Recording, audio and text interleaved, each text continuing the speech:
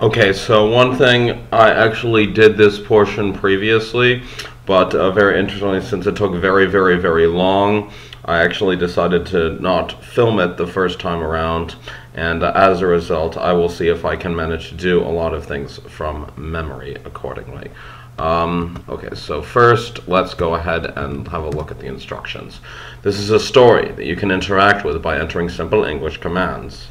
Some examples: look around, or just look; examine ball, or just X ball; inventory, or just I; get wrench, turn knob, push button, enter phone booth, climb stairs, open box, read pamphlet, pour orange juice into glass, put place on placemat, and finally remember the adventure game is Maxon. If it's possible to do, it must be good and wise. Okay, fine then. As if, no, that's another thing that I also tried the first time around. Okay, so let's simply go ahead and have ourselves a look, shall we? The walls of this circular room curve to meet at a point that must correspond to the curved nose of the outer hull. Lining the walls, you see a porthole, a glowing display, and a control deck. A ladder leads aft. Aft sounds daft. Okay, so here we go. Go aft. The captain's quarters. This looks like an all-purpose living area. A sleeping pod sits next to a nightstand. A ladder leads to the fore. An oriental rug lies in the center of the aft wall. Okay, I'll take the rug. That's an important thing. Moving the rug, you discover a recessed hatch below it. Your score has gone up by 2/5 of a point. Ah, fractions, how I've missed you in my life. Okay, also there's look, sleeping pod. Okay, the sleeping pod looks like a bed with a lid, but you have to assume it's got some sort of suspended animation functionality. I don't even know what that means. I mean, right? There's a hole on top next to a gouge reading empty. Okay, so look, nightstand. Nightstand. Okay, the nightstand offers a single drawer, which is closed. Open drawer. You open the drawer, revealing a thick manual. Take manual. Taken. Okay, look manual.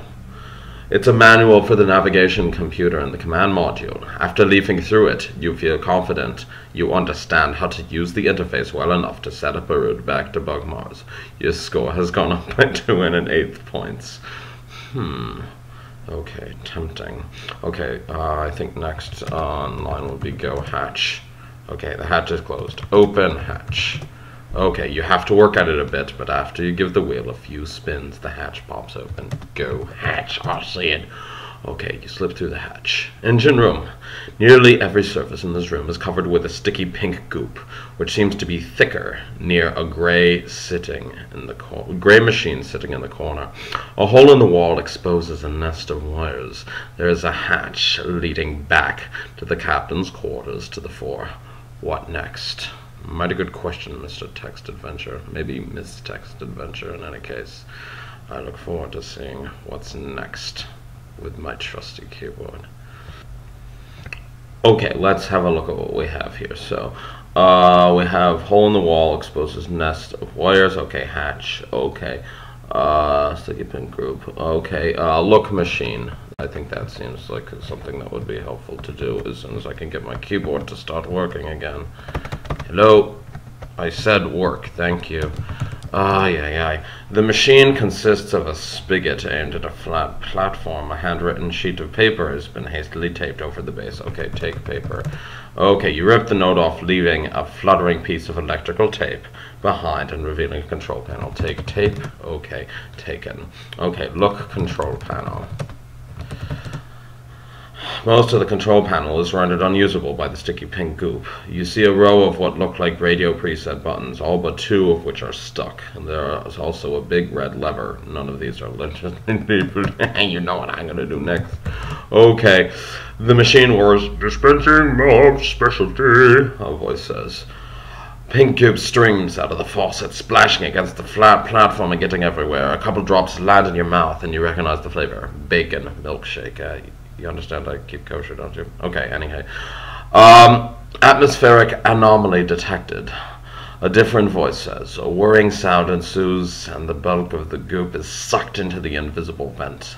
leaving just enough goop floating around to be gross and annoying. Atmosphere purified, the voice says triumphantly. Okay, I'll look at the machine again.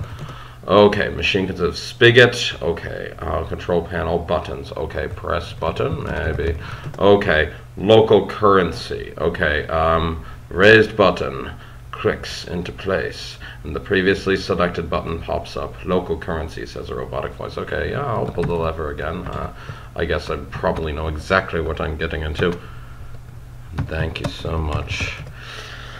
The machine whirs. Dispatching local currency, voices. A thick stream of Zorkmids shoot out of the faucet, bounce off the flat platform, and scatter around the room. Okay, so take Zorkmids. You spend a few minutes gathering up the scattered Zorkmids. Your score has gone up by 1/3 of a point. Okay, here we are, and I think I know what to do next. Scores on up. Okay, actually I don't know exactly what to do next. Okay, depends on the currency. Okay, I'll look at the wires maybe. Peering into the exposed machinery, you see what looks like an empty coffee can. You're guessing doesn't belong there. Okay, take coffee can. Very well. You twist the can and it eventually comes loose, but you've ripped the insulation off an adjacent wire in the process, and it begins sparking as it comes in contact with an adjacent strut. You glance down at what you've taken. It really is a coffee can. Okay, look, spigot. Okay, machine consists of aimed at a flat platform. Okay, put coffee can on platform. Okay, and now I need to press the button now, don't I? Okay. The raised button clicks into place, and the previously selected button pops up. Mom's specialty, says a robotic voice. What next? Okay, I'll pull the lever then. Okay, and now let's see what happens. Mostly gets everywhere, but the coffee can does end up filled. You grab the can. Okay.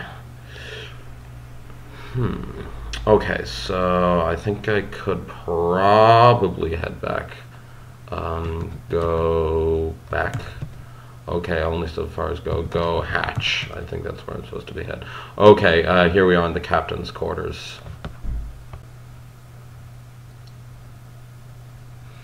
Alright, so look, sleeping pod.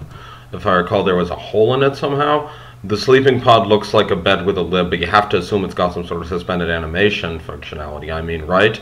There's a hole on top next to a gouge reading empty. Okay, gouge. Okay, pour goop into gouge. You bring the can close to the hole, and the hole sucks the pink goop right in. The nearby gouge fills up. Your score has gone up by 9/2 of a point. Okay, now your math is just plain confusing me. And so, let's see, can I go to sleep now? You can't safely sleep until you're confident that you'll return to Bug Mars by the end of the trip.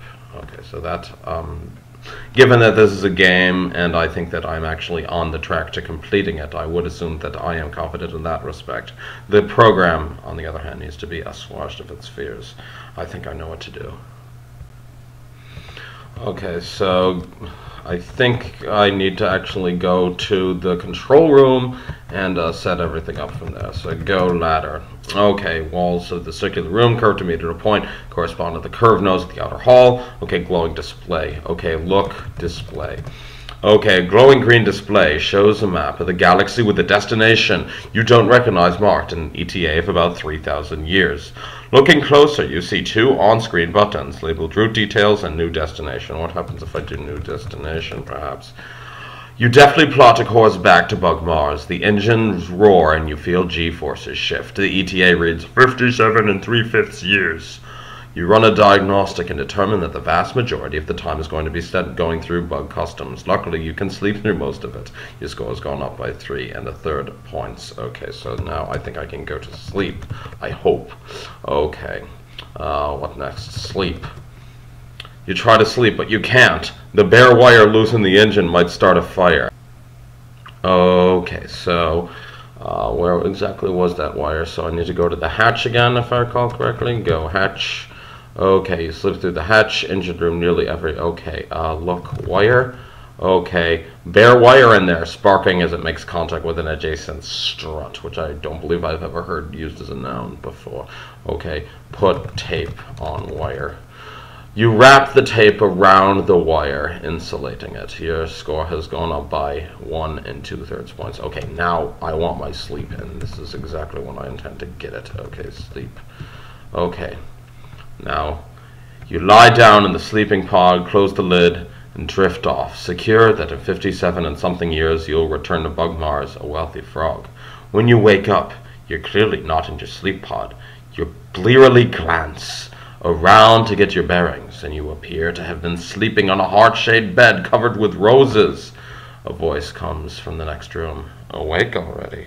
A wispy human figure in a bathrobe and crown walks in. She bends over and kisses you on the nose, and suddenly you feel your body shifting. Yay! She laughs and claps, and you realize that you've been transmorgified into a human form. Press space to continue. Okay, and press space I will. Here we go. What? Why is this happening? For some odd reason, No! I'm stuck, and I can't do anything, and where's my dragon? Watch out, man, they're eating your fruit! I can't really do much in any case. Aye. You awake with a start. What a horrible dream. You call your friend, Draggy the Flying Dragon, just to talk to someone. Hello, Draggy says. I just had the worst nightmare. You explain the situation. I'm not sure that a support group for human bug eaters is really going to get much of a following, Draggy ponders. Maybe if we drummed up a little publicity first. I know, the PR agency. 5 minutes later, Draggy shows up at your door, dressed to the nines. He tosses a frog tuxedo at you. Put this on, babe. We're running for president. Press space to continue.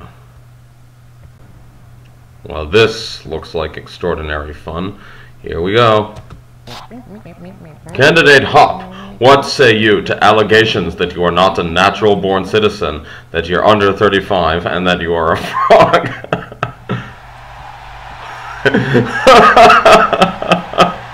What's going on?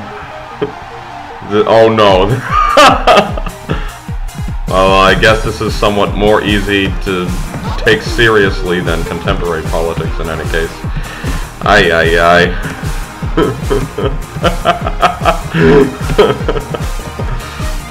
Well, I guess, you know, what you lack in verbal abilities, I think that you more than make up for in, I can hope, a significant amount of, whatever this is.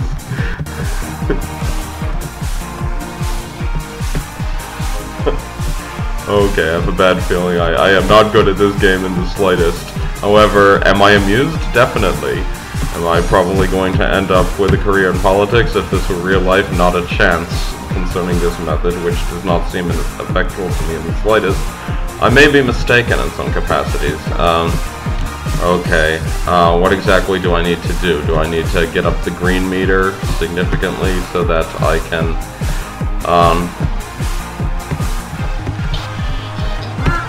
oh man, the constituency loves an underdog. You're a shoo-in for president.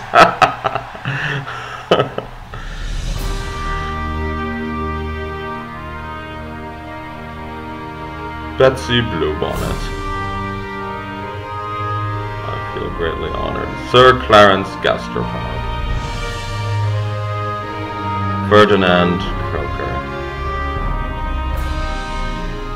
Flaps McQueen.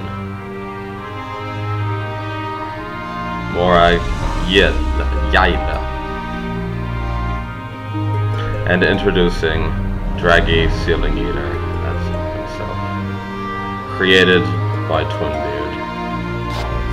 Numerators and denominators.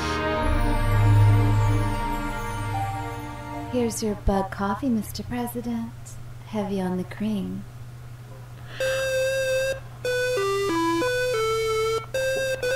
Why are you playing me Igor Stravinsky's The Rite of Spring? Okay, now here we are, ready to be president. This is going to be fairly exciting.